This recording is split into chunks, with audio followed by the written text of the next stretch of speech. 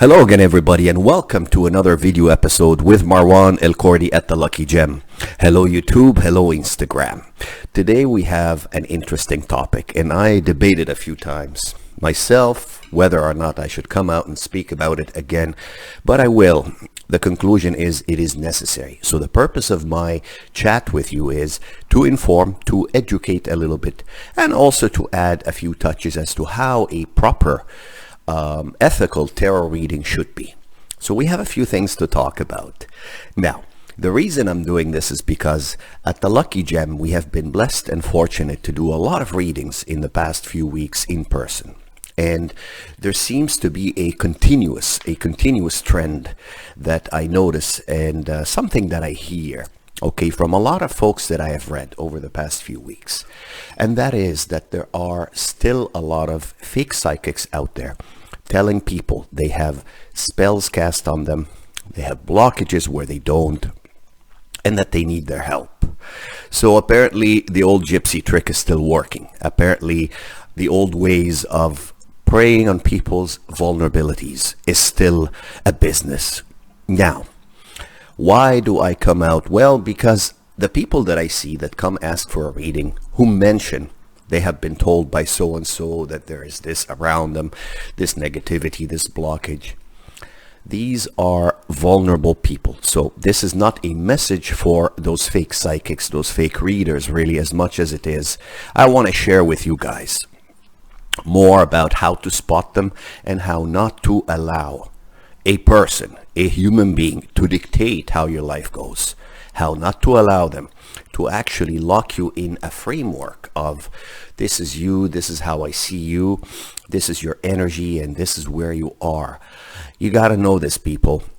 You are the most powerful crystal. You are the most powerful magician. You are the most powerful healer of yourself. So from that, we begin to say, why are there a lot of fake psychics out there claiming to be channelers, claiming to be psychic mediums, claiming to be doing past life regressions and things of that nature? Why? Well, because it's a business.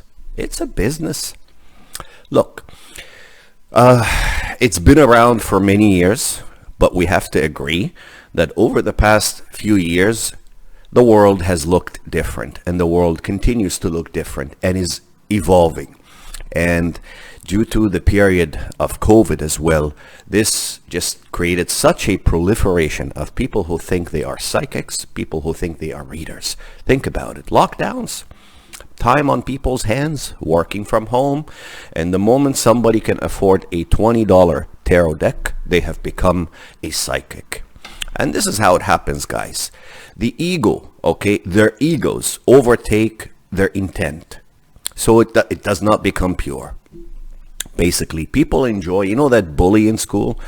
If you know bullies, you know that bully in school who wants to keep everything to themselves, who claims they have a ball to share a game with everybody, but they really want to control the game. They want to set up the game so that they win and only they win. And this is how fake psychics work. For the most part, I watch a lot of them. I used to actually watch a lot on YouTube until I got sick of it, until I'm like, okay, no more, because this is nonsense. So do not let somebody say to you, there is a hex on you, so-and-so placed a hex on you. They're preying on you. The moment you fall into this trick, the moment they have achieved a little bit of mental control and a little bit of locking you into a spot, that is not helpful. A lot of times I see people speaking about spirit, and I'm a person who is spiritual, but I do not use the term spirit every time I'm trying to impress you or trying to impress a person I'm reading. Now, for those fakos, I see a lot of the use of spirit, and it becomes funny. Because even as they read, it's like spirit says this, spirit said that. Thank you, spirit. Well, is spirit on demand? I've yet to see, a true person who actually is spiritual and not brag about it and not bring it up every other card or every other sentence. So be aware of those. Okay, their aim is to keep you in the dark. Their aim is to put you on a program where you go and see them. You know what, maybe monthly, maybe this, maybe that. They're always placing anchors for you to need help, for you to need cleansing, for you to need dispelling, whatever. This is not the way it was meant to be, guys. And unfortunately, we continue, okay? The more, you know what, the more, what's the word? Enlightened we appear to be getting, the more people want to put other people in the dark. And I'm going to continue to say vulnerable people. So think about it. You don't go to a psychic or you don't go seeking a tarot reading because every single thing is perfect. Okay, there's that minority. Okay, and that minority is usually going to be looking for next steps, past retirement, or they're in a good place and they're seeking advice for something good they're doing. But that is the minority. This represents maybe 10% of the type of readings or the type of people that I read. The 90%, the most majority of people who are seeking tarot readings are seeking answers. They are in a vulnerable spot, whether it's because of their professional life or it's family life or it's a relationship they're talking about. So they're not strong necessarily. Emotionally, they are burdened. So it does no good. It does no good for a person to go and prey on those people. Tell them things that they know will open them up. Tell them things that will be triggers. A lot of times, and I'm not saying this to brag, but a lot of times when I get readings and I can tell the person ahead of me, in front of me, is vulnerable, one of two things. Either I will not read and I will say this isn't the appropriate time because I do want you to take the practical notes too that come out of the reading, or if it's about money, if they are so down, I will either discount the reading or give it to them for free. But to keep people tied to a loop of, you have to see me this week, you have to come see me this month, hey, try this talisman, try this amulet, I made this, I charged it with special energy for you to deal with your problem. Not real. Not real. Some people, okay, some people will claim that they charge, especially that we're in a crystal shop too, they'll claim that they charge the crystals, that they program the crystals. Again, they're taking away the power from you. This is so-and-so's program, this is so-and-so's program. You are the magic. You guys are the magic. When you buy a crystal, it's yours, okay? It's a friendship, it's a relationship you build with it, and how it may assist you, and how it may, you know what, make you feel. So we start with how you feel. We start with you feeling well. We start with you raising your vibration. We don't take you down. We're not supposed to take you down, you know what, a downward spiral of triggers, of, you know what, remembrance of heartaches and things of that nature. Especially if the reader is not going to give you, okay, a proper next step. People come for readings because they want direction. Now, there are some who are coming to have fun, to trick, not to trick the reader, to really test the reader and see how psychic they are. And I don't blame people who actually come with that attitude because they have been, they've been bruised by those fakes. And so they've lost faith in somebody's ability to help them in a decent, in a practical, in an ethical way. Okay? So this is that bit. How do I read? How do I really read? And what is my method of working with you guys? Well, I read a different deck altogether. I read Tarot of Marseille. And the reason I read Tarot of Marseille is because it's an open deck. It does not dictate to me how to feel about a certain card. So that's when you are truly plugging in your intuition. I also have to announce to anyone I'm reading that a tarot reading is legally considered a form of entertainment. Believe it or not, there is actually a Tarot Readers Association in the US. Okay, and they do have a code of ethics. And a lot of times people cross that line, especially the fakes. They will always go into health. They will always bring about death. They will always make you feel like there's something negative around you and that you'll need their help. Okay. Now, those fakes, we know what they do and we know what they're after, and they're after your money.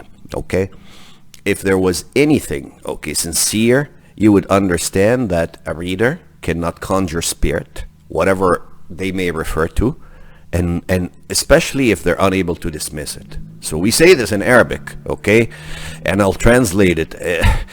If you're going to conjure the genie, you better know how to dismiss it. A lot of them have not even done much reading about things they claim they know about. Okay, true Wiccans don't brag. Okay, so I understand Wicca and I understand Wiccans, and I have friends who are. Okay, it's a religion. They don't brag. But when people are bragging about their ability to talk to spirit on demand, on demand, and spirit waits for when they finish their half hour, the clock rings. Spirit says, I need more money so I can keep reading you. I now got you vulnerable. You are now in tears. You need to keep talking. And you're going to want to keep talking. So be aware of those. Now, I'll get back to the practical side of things and how I read. And I owe a debt of gratitude to a fellow reader, fellow great guy named Vincent Petici. Okay, so practical tarot, guys, conceptual blending. This is what happens really. This is really how the magic is done if it's going to be practical.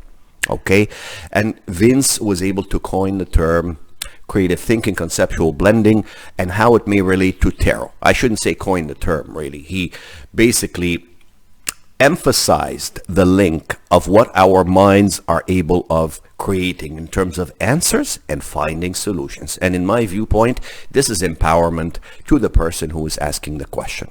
So, conceptual blending and tarot cards, okay? Tarot cards are a set of paper cards, okay? Paper cards, not a Ouija board, even if that works.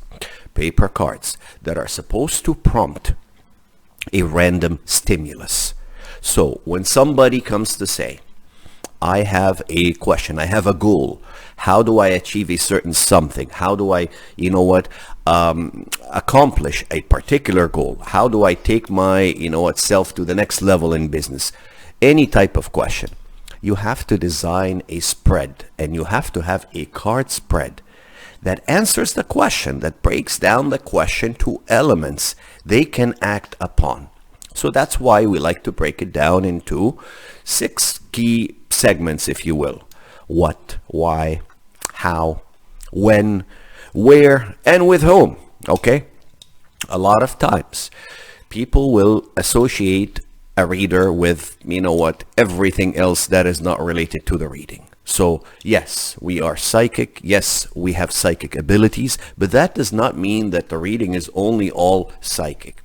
There's a person sitting here, there's a person across, and we have a question to work with. So we better break it down properly. And we better, as readers, give you, the questioner, the ability to choose your next step, the ability to actually be discerning, the ability to actually create your own magic.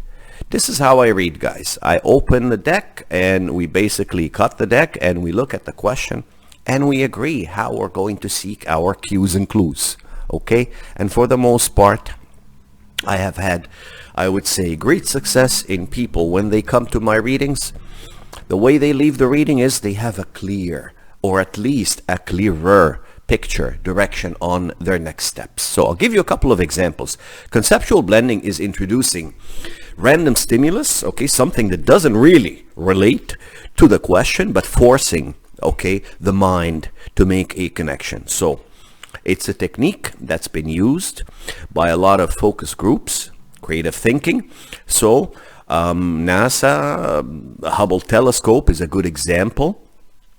Basically, the telescope was sent out to space and it was not well focused, if I may say it this way.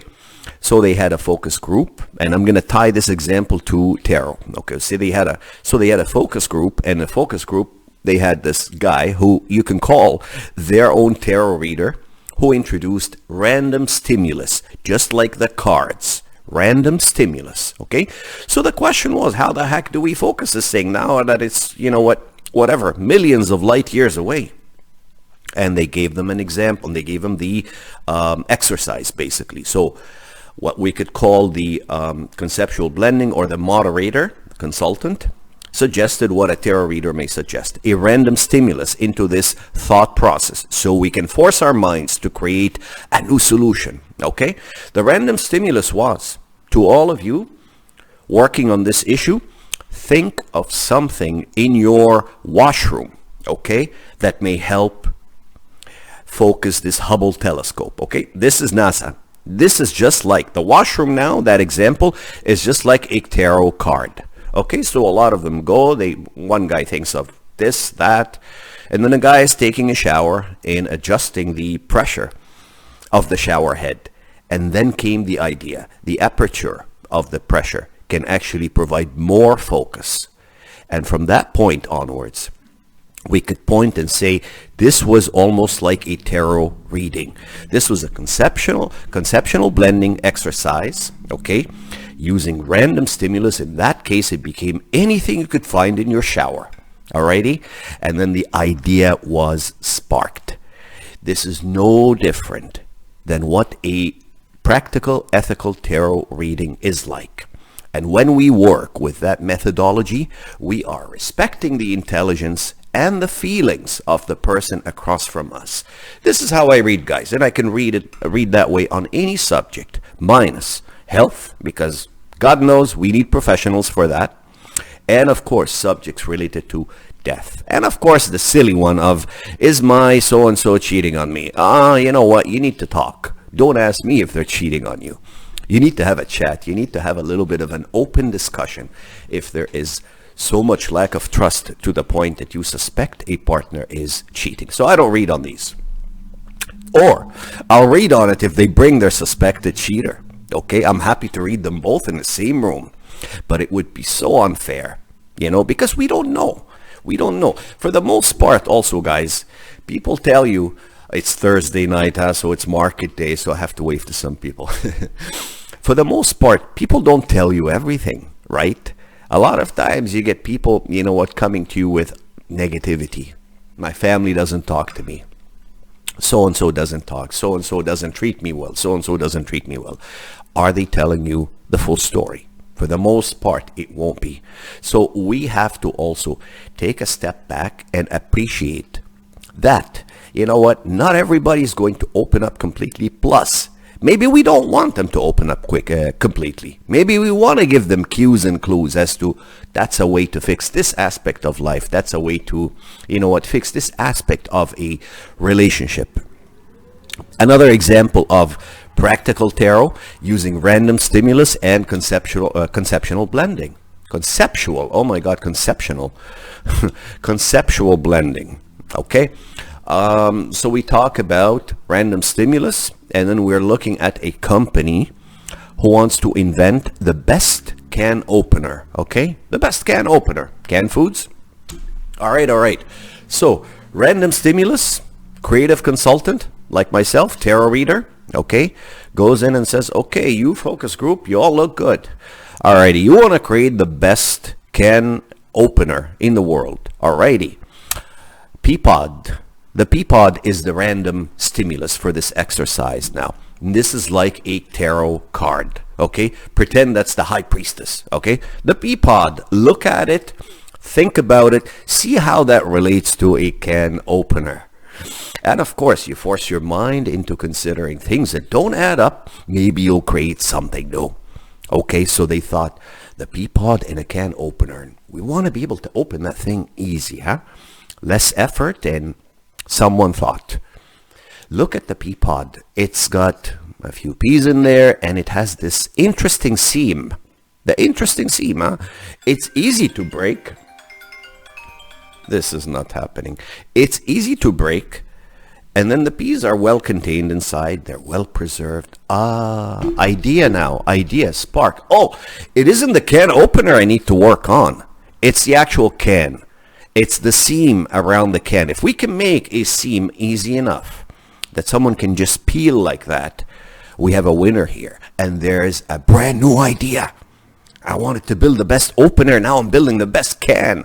Technology, creativity. Okay, we introduced a peapod into a manufacturing focus group And there came the idea, and this is how tarot should work. If people are going to be honest and ethical, this is how tarot should work. It should be an exercise of creative thinking.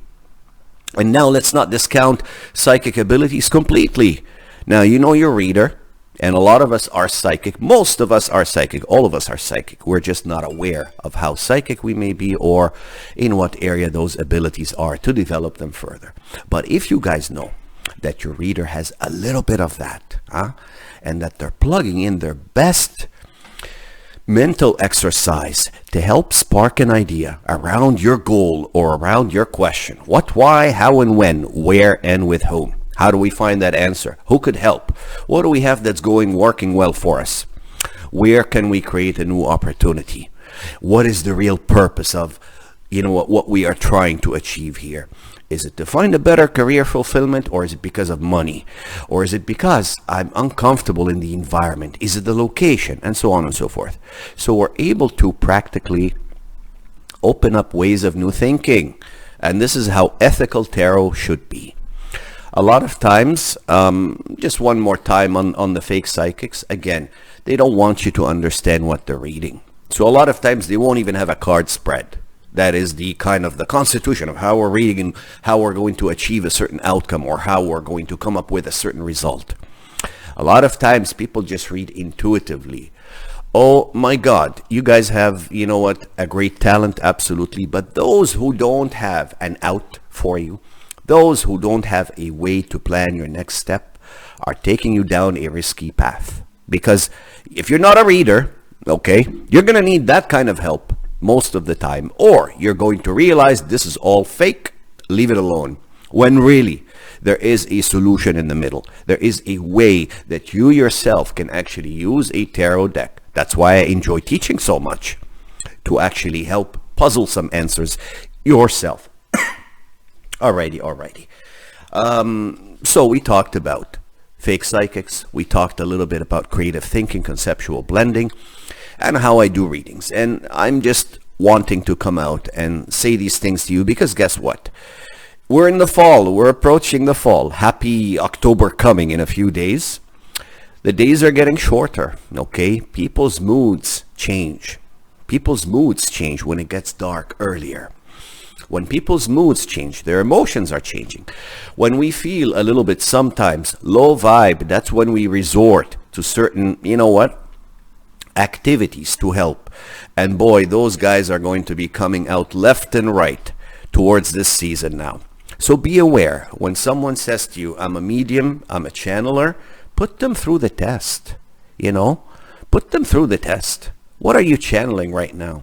When someone says to you, I can read you without even reading cards, ask them, how does your ego fit into this? You can read me so well without even cards. You can read my aura, okay.